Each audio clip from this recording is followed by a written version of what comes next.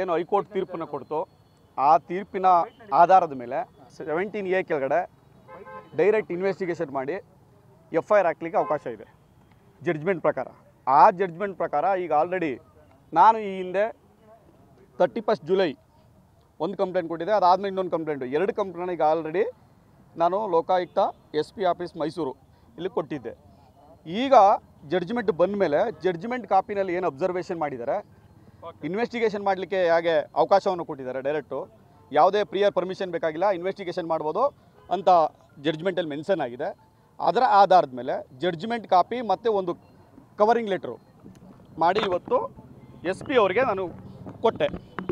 ಈಗ ಅವರೇನು ಹೇಳ್ತಾರೆ, ನಾನು ರಿಕ್ವೆಸ್ಟ್ ಮಾಡಿಕೊಂಡೆ, ನೀವು ಈಗಲೇ FIRನ ರಿಜಿಸ್ಟ್ರ್ ಮಾಡ್ಬೋದು ಇದರಲ್ಲಿದೆ ಅಂತೇಳಿ. ನಾನು 196 ಪೇಜ್ ನಂಬರಲ್ಲಿ ಏನು ಸಾಹೇಬರು ಮೆನ್ಷನ್ ಮಾಡಿದ್ದಾರೆ ಜಡ್ಜ್ಮೆಂಟಲ್ಲಿ ಇದೆ ಕಾಪಿನಲ್ಲಿ, ಅದನ್ನೆಲ್ಲ ಓದಿ ಅವ್ರಿಗೆ ಹೇಳಿದೆ.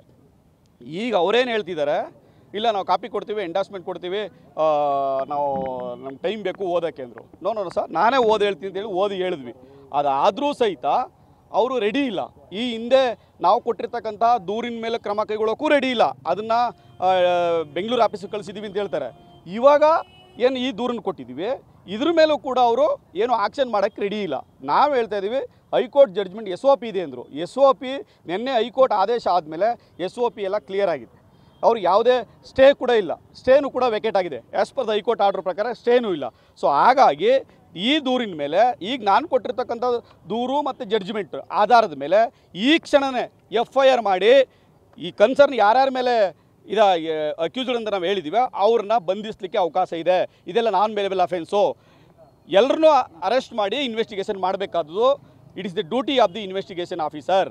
ಆದರೆ ಅದನ್ನು ಮಾಡ್ದೇ ಲೋಕಾಯುಕ್ತ ಪೊಲೀಸ್ನವರು ದುರ್ವರ್ತನೆ ತೋರಿಸ್ತಾ ಇದ್ದಾರೆ. ಇದರಲ್ಲಿ ಯಾವುದೇ ಆಕ್ಷನ್ ತೆಗೆದುಕೊಳ್ಳದೇ ಪೇಪರ್ನ ಸುಮ್ಮನೆ ಆಫೀಸಲ್ಲಿ ಇಟ್ಕೊಂಡು ಆಟ ಆಡ್ತಾ ಇದ್ದಾರೆ.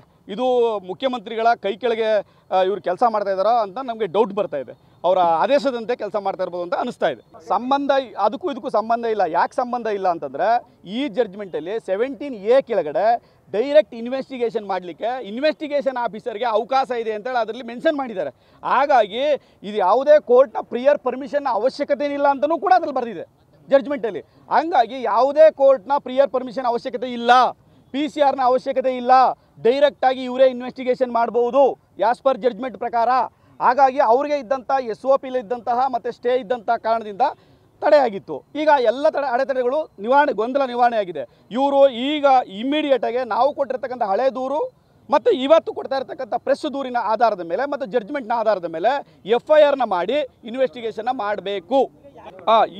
ಈ ಪ್ರಕರಣದಲ್ಲಿ ನಾವು ಆರೋಪಿತರು ಅಂತ ಮೆನ್ಷನ್ ಮಾಡಿರ್ತಕ್ಕಂಥದ್ದು ಸನ್ಮಾನ್ಯ ಶ್ರೀ ಮುಖ್ಯಮಂತ್ರಿಗಳಾದಂಥ ಸಿದ್ದರಾಮಯ್ಯನವರು, ಯತೀಂದ್ರ ಸಿದ್ದರಾಮಯ್ಯನವರು, ಪಾರ್ವತಮ್ಮ ಸಿದ್ದರಾಮಯ್ಯನವರು ಮತ್ತು ಮಲ್ಲಿಕಾರ್ಜುನ ಸ್ವಾಮಿಯವರು ಮತ್ತು ಇತರರು ಅಂತ ಸೇರಿಸಿದ್ವಿ. ಮತ್ತು ಇದ್ರ ಯಾರು ಇನ್ವಾಲ್ವ್ ಆಗಿದ್ದಾರೆ ಆಫೀಸರ್ಸು ಅವರನ್ನೂ ಒಳಗೊಂಡಂತೆ ಈ 5 ಜನಗಳ ಮೇಲೆ ಈ ಕ್ಷಣವೇ ತತ್ಕ್ಷಣವೇ ಪ್ರೈಮಾಪೇಸಿ ಏನು ನಾವೇನು ಕಂಪ್ಲೇಂಟಲ್ಲಿ ಮೆನ್ಷನ್ ಮಾಡಿದ್ವಿ, ಇವರು 5 ಜನ ಮೇಲೆ ತತ್ಕ್ಷಣದಲ್ಲೇ FIR ರಿಜಿಸ್ಟರ್ ಆಗಬೇಕು.